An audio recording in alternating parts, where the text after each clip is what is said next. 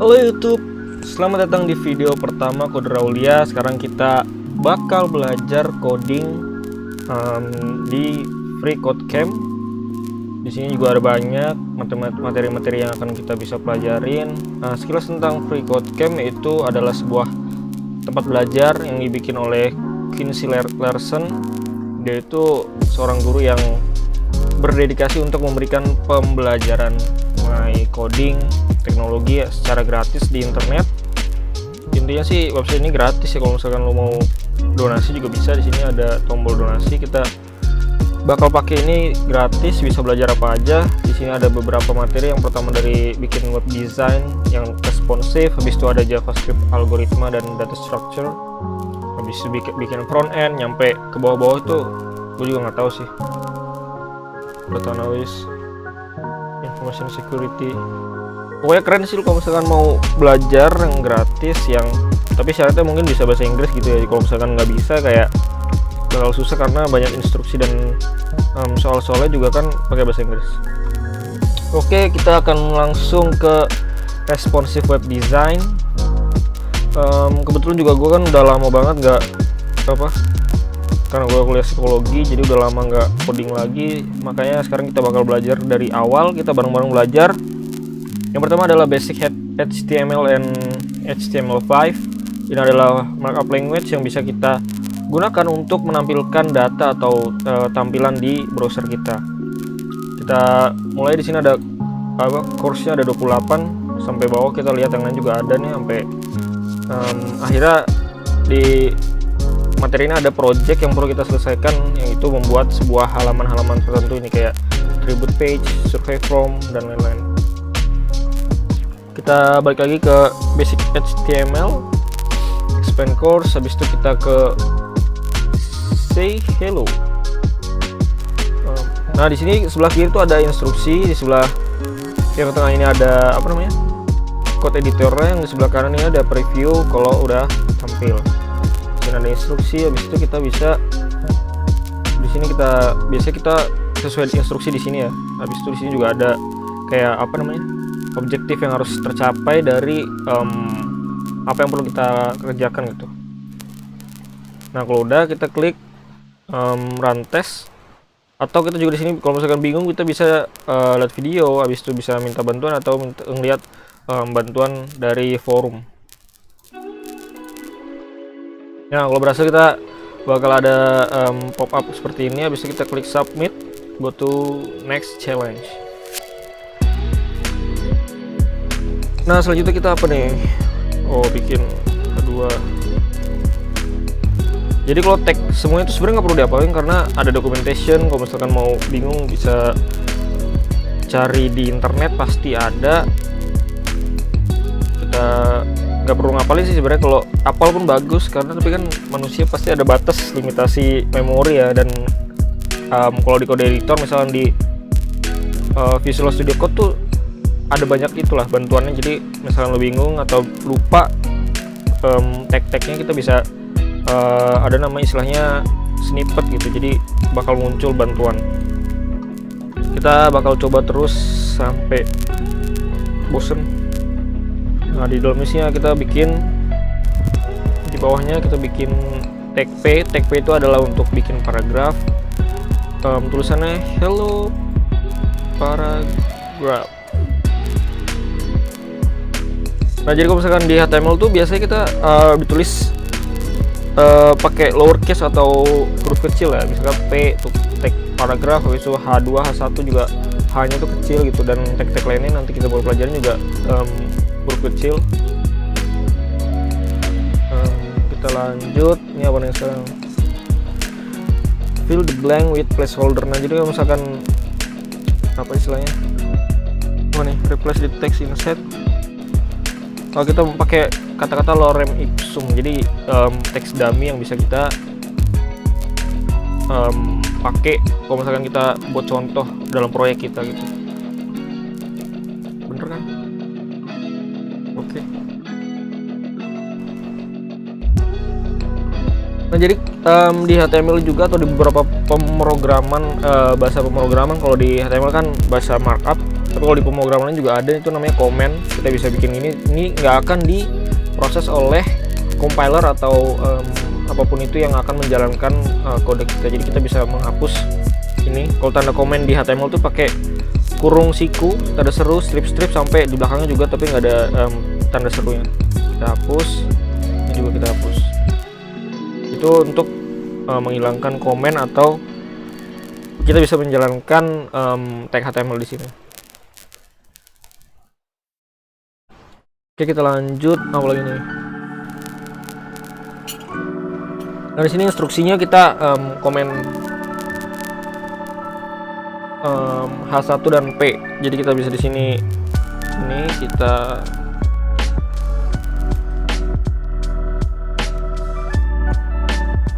jadi kita bisa mengkomen itu dalam satu baris ini, yang kita bisa pilih gitu ya, mana yang dikomen mana yang enggak.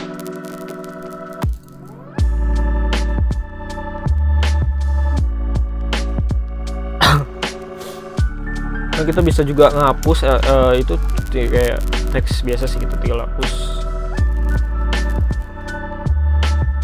Sebenarnya basic ini sebenarnya kayak kalau misalkan mau langsung bikin website yang lebih kompleks, sebenarnya nggak penting sih. Sebenarnya bisa emang penting, cuman sebisa mungkin kita juga harus tahu basicnya kan, biar bisa kalau ada tutorial yang lebih kompleks kita bisa tahu ini maksudnya apa nih, maksudnya bakal gimana gitu. Jadi bisa dibilang penting juga sih.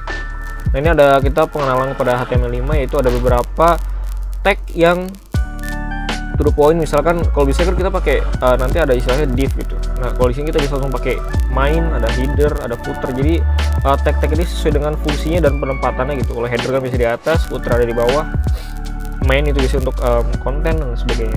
Nah, kita di sini diminta untuk bikin P lagi, paragraf. Cara coding orang tuh beda-beda. Biasanya ada yang nulis tagnya dulu, ada yang langsung ngasih konten baru ditutupnya terakhir. Cuman kalau saya biasanya langsung tutup, dan di kode editor juga biasanya auto ketutup sih tagnya, karena ini pembuka, ini tag penutup, ada garis miringnya. Nah, di dalam ini kita bikin main element, dan di dalamnya ada 2P ini. Jadi kita di sini kita klik main, ketik main, di bawahnya juga kita tutup. Jadi ibaratnya kita bungkus dua paragraf ini dengan tag main gitu.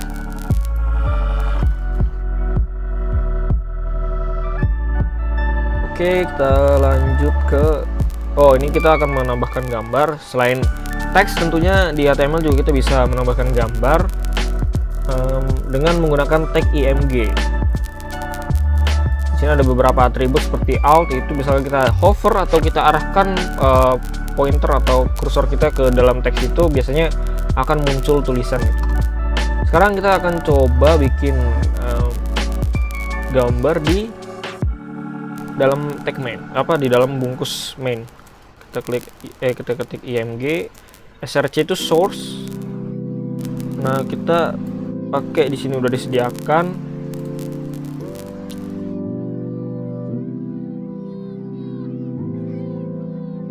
Coba udah belum? Oh, kita perlu alt. LT nya siapa dong? Don't forget to give your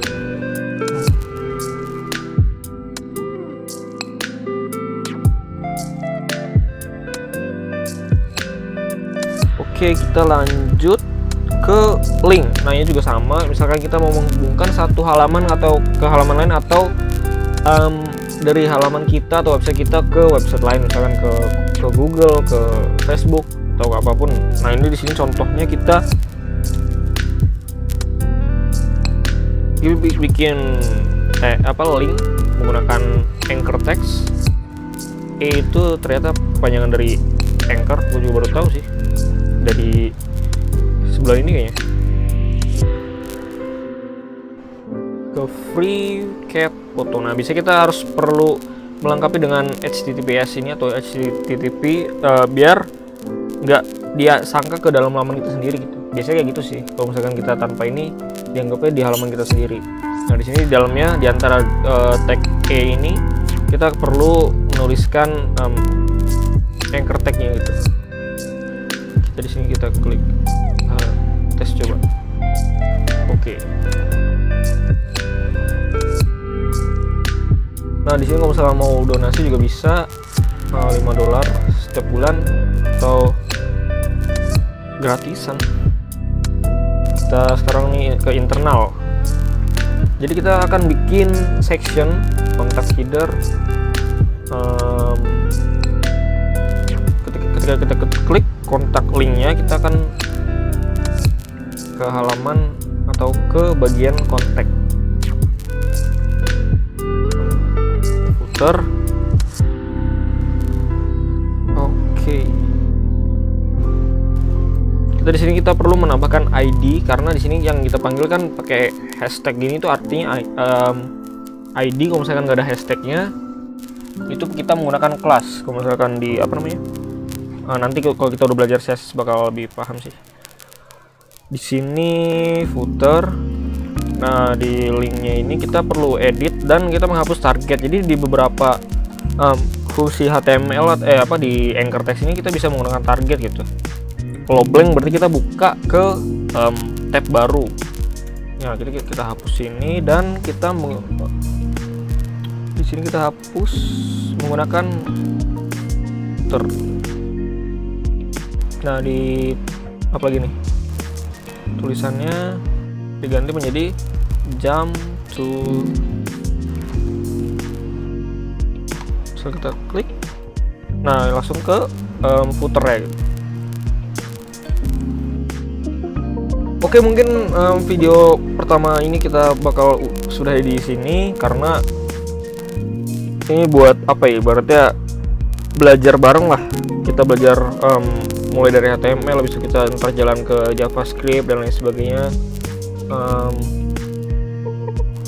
Intinya sih gue bikin video ini biar terdokumentasi aja pembelajaran yang gue lakuin dan kita bisa belajar bareng-bareng gitu, karena di era sekarang ini kan bikin website, bikin aplikasi atau coding lah secara keseluruhan itu kita menjadi salah satu skill yang dibutuhkan gitu untuk masa depan juga gitu. Sehingga toh kita bukan programmer atau bukan sesuai dengan pekerjaan yang biasa orang-orang coding itu, misalkan jadi software engineer atau jadi web programmer dan sebagainya. Kita juga seenggaknya punya basic sih biar kita nggak ketinggalan zaman,